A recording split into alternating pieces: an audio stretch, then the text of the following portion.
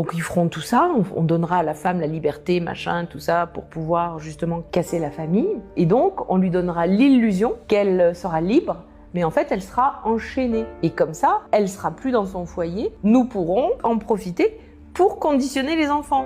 Parce qu'elle sera obligée de les mettre dans les crèches, elle sera obligée de les mettre à l'école, et là, dès leur plus jeune âge, nous les conditionnerons avec toutes ces idées, les idées que nous véhiculons, que nous voulons. Et comme elle ne verra pas son enfant jusqu'au soir, puisqu'elle n'ira pas les récupérer à midi parce qu'elle ne peut pas, etc., elle travaillera, et bien à ce moment-là, comme ça, nous serons libres. Et nous pourrons faire ce que nous voudrons. Et la famille sera fragilisée.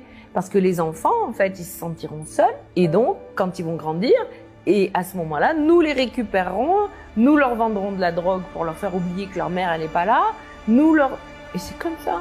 Tout est comme ça. C'est exactement ce qui se passe. Donc en fait, sous couvert d'une évolution, ce n'en est pas une, c'est vraiment quelque chose qui a cassé le noyau familial et qui amène en fait finalement à vivre des difficultés plus qu'autre chose. Beaucoup de souffrance parce que les enfants vivent une forme d'abandon et les parents culpabilisent. Donc ils travaillent, ils sont fatigués, ils culpabilisent.